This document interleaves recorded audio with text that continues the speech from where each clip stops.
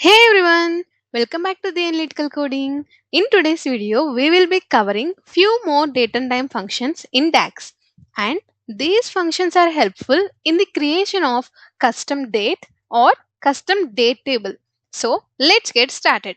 Firstly, let us see how can we create custom date. So for that, we are having a function called date. So this date function creates a date from individual year, month and day values. Here in the syntax, you can see this function is taking three arguments year, month and day, and these are integer values. This function returns a valid date from the specified values of year, month and day in datetime format, and Power BI supports dates beginning from 1st March 1900. So, let us see an example to understand this clearly. So, here I have used this start date measure where I have created date, that is 15th May 2025, using this date function and providing the values in terms of integer. So, let us see what this function returns. You can see this function is returning 15th May 2025, and you can also change the formatting of this date by going to the format, and you can select from the common formats we are having, and I have chosen this simple one, that is date, month and year. Now let us see what if provide year less than 1900, right? So here I have also written another example where I have given year in two digits. So in my opinion, it is 2010. But let us see what Power BI consider it as. So when I click on enter, you can see this measure is returning 15th May 1910. But why? So because here we have given the year value between 0 and 1899. So the value which is before 1900 is added to the 1900 year. That means here I have given 10, and this 10 value which is below 1900 is added to the 1900, and then it returns that particular year as the year which we wanted, that is 1910. So to avoid this, we should use 4 digits for the year argument to prevent unwanted results. Similarly, for the month, so I have also given another example where I have used the 19 as the month value. If we enter a value larger than 12 in the month, then the date is calculated by adding the value of month to the year. That means here I have given 19 and the function returned July because 19 months are added to the beginning of the year 2025, and this results in July 2026. So we have to use the numbers between 1 to 12 for month value to prevent the unwanted results. And similarly, for the day, we have to use 1 to 31.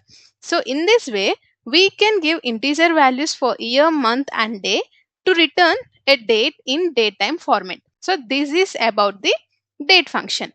And going into the next function, that is date value. So this date value function converts a date in text format to a date in date time value. So here in this syntax you can see it is taking one argument, that is date text, a string representing the date, and it returns a date time value. So let us see an example where I have given date in terms of text, right? And now let us add this measure into this card, and you can see this text is converted into the format datetime. Okay, now going into the next function, that is time. So this time function creates a time from individual hour, minute and second values, and you can see in this syntax it is taking three arguments, hour, minute and seconds, and these are the integer values. So this function returns a time in datetime format ranging from 12 am to 11:59 pm. So let us see an example of this. So here you can see I have given time, and here I have mentioned hour as 11, minute as 30. So let us see what this function returns. And now you can see this function is returning 11:30 a.m. right? So this is the format which I have selected, that is 12-hour format. You can also select 24-hour format. Here you can see now I have selected the 24-hour format. Hence we cannot see this AM or PM.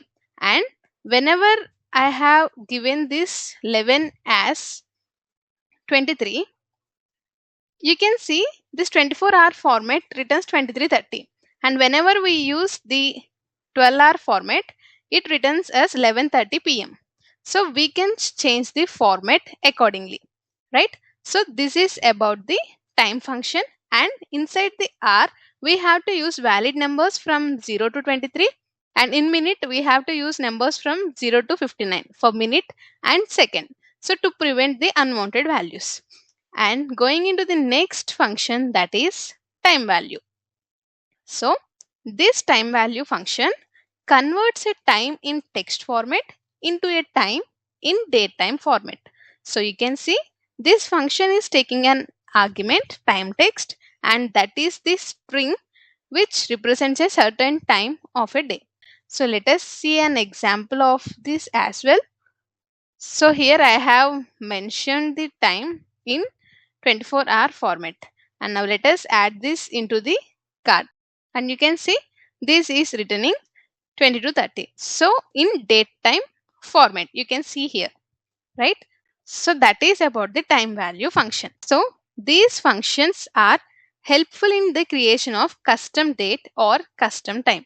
Now let us see how to create date table. So we are having two functions for that. So the first one is calendar.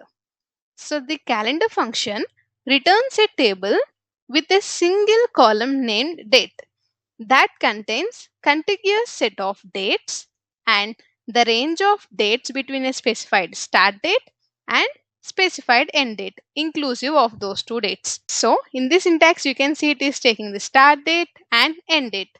So it returns a table with one column named date. So let us see an example for that.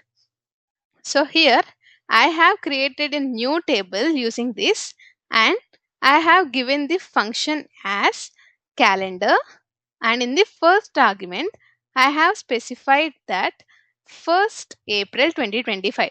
So using the date function, and the end date as 31st March 2026. Now let us see what this function returns in the table view. Here you can see the first date is 1st April and the last date is 31st March 2026. So this calendar function is useful to generate dates between the specified start date and specified end date. Now, what if our table has dates that are before the start date or after the end date? So what can we do? Do we need to change it again after every refresh of the table? No, we cannot do that, right? So for comparing with the data against our tables, so we can use another function, that is calendar auto. So this calendar auto function automatically returns a table with one column of dates based on the data model's date column. So in this syntax, you can see it is taking one argument and it is specified inside the square brackets. Hence, it is an optional one. And this fiscal year end month is a month number from 1 to 12, indicating the end of the fiscal year. So this function returns a table with one column named date based on the min and max dates in the data model. We will not provide any specific date range inside this calendar auto function. It will be automatically scanning our data model. If we have any columns with date time data type, then it consider those columns and it will be taking the minimum value and maximum date value, and it will be providing the range of dates between them. So here in my data model, I am having four different columns for date time data type. So first one is order date, and second one is payment date, ship date, and delivery date. So the minimum value can be seen in the order date and maximum date value can be seen in the delivery date. So now let us see what is the minimum date value we are having, right? So the minimum date value we are having is 3rd January. And now let us see what is the maximum value we are having in our data model. We are having 25th April 2025 is the maximum date value. Now let us see what this calendar auto function returns. So you can see this function returns date values from 1st Jan 2025 to 31st December 2025. That means the date range returned by this function is the dates between beginning of the fiscal year associated with the min date and end of the fiscal year associated with the max date. So here the minimum date in the data model we are having is 3rd January 2025. And by default, this calendar auto function consider fiscal year as Jan to December. Now, the beginning date of the fiscal year 2025 is 1st Jan, and the maximum date we are having is 24th April 2025. Now, the ending date this function returns is the ending date of the fiscal year. That is, again, for the fiscal year 2025, ending date is 31st 12 2025. So now you may ask me that what if I want to change the fiscal year, right? So here I can give the argument 3. That is what this function takes, right? Fiscal year end month. So we can specify that. So here I have given it as 3. That means my fiscal year ends on March. Okay. Now the fiscal year is from April to March, right? So minimum value I am having in this data model is 3rd Jan 2025. But what this function returns, it returns the beginning date of that particular fiscal year, right? So the beginning date of that fiscal year is 1st April 2024, right?